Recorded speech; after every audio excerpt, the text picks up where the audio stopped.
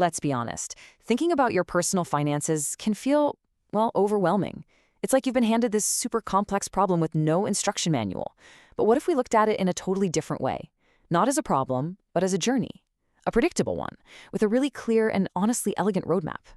I mean, any big journey needs a map, right? So, what's the map for your financial life?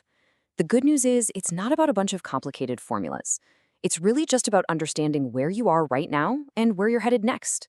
And this is it. This is basically what that map looks like. It breaks your entire financial life down into a few key stages, from young adulthood all the way through retirement.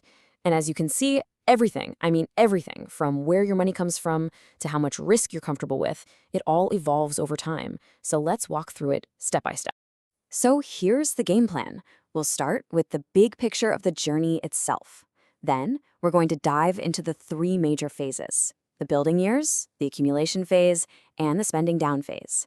And to wrap it all up, we'll talk about how to actually navigate the road ahead. First things first, we have to understand that your financial plan isn't something you just set once and then forget about. No way. It's more like a living, breathing thing that has to grow and adapt right along with you. I love this analogy of a tree. Early on, you're like a little seedling, just focused on getting your roots down deep. That's your foundation. Then, as you grow, you start branching out, right? You're accumulating resources. And then later in life, the goal is to enjoy the fruits of all that growth and just make sure the tree stays healthy for years and years to come.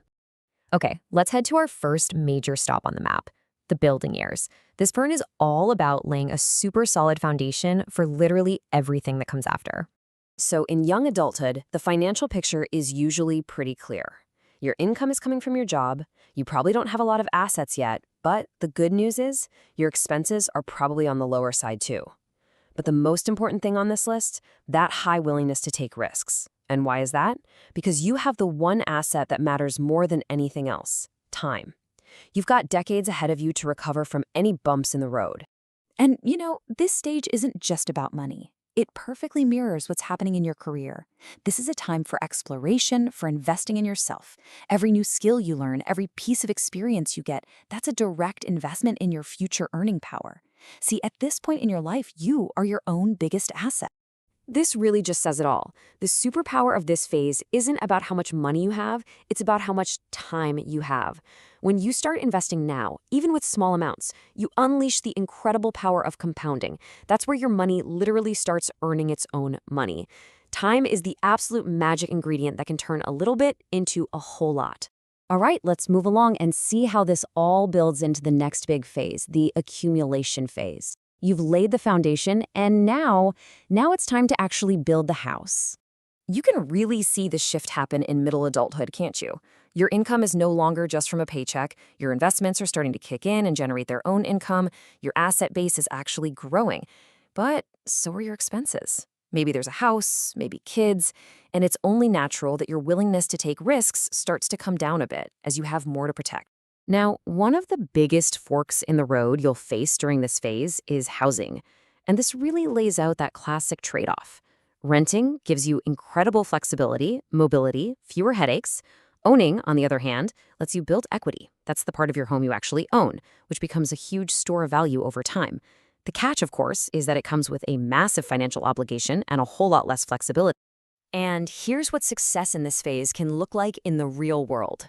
This table tracks one person's finances over a decade. Look at that top line, gross wages. They're up a very healthy 65%. But the truly incredible number is at the bottom. Net income is up a staggering 228%. How is that even possible? Well, a huge part of the answer is right there in the middle. Student loan interest goes from over $6,000 a year to zero. Paying off that high-interest debt frees up a massive chunk of cash flow that you can then use to save and invest. Okay, so we've built our wealth. Now we enter the final active phase of our journey, the spending down phase. And here, the entire strategy completely pivots. This is what I like to call the great inversion.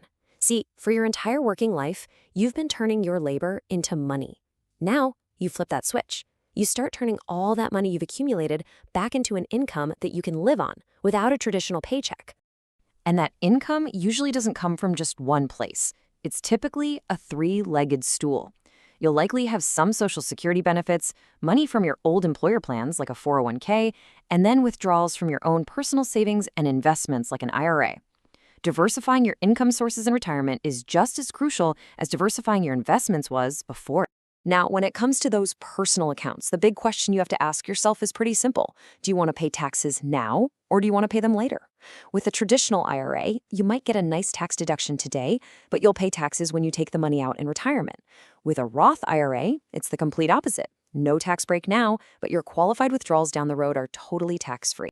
So we've traveled through the main stages of our own financial life. But the thing is, our journey doesn't happen in a vacuum. Let's zoom out for a second and look at the external forces that are constantly shaping the road we're on. You should think of the broader economy as the weather on your road trip. During an expansion, it's all sunshine. Jobs are plentiful, opportunities are everywhere.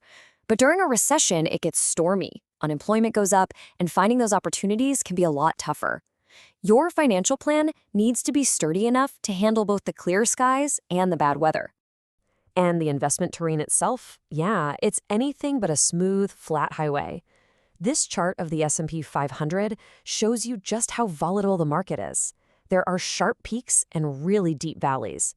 Panicking and selling during those downturns is the absolute surest way to get lost. A long-term plan is like your compass. It keeps you pointed in the right direction through all of that turbulence. So with all this potential turbulence, how do you actually stay in control? Well, you treat it just like any other road trip. First, you have to know your destination, define your goals. Second, you map out your route, create a plan. Third, you start driving, execute that plan. And finally, and this is crucial, you're constantly checking your GPS and the road conditions. You review and adjust as you go. This simple process is how you successfully navigate the entire journey. When it comes down to it, this financial roadmap isn't really about reaching some mythical finish line. It's about understanding the unique terrain of each stage and making smart, deliberate moves along the way. So I guess the real question for you is this. Looking at this map, where are you right now? And maybe more importantly, what's your very next move?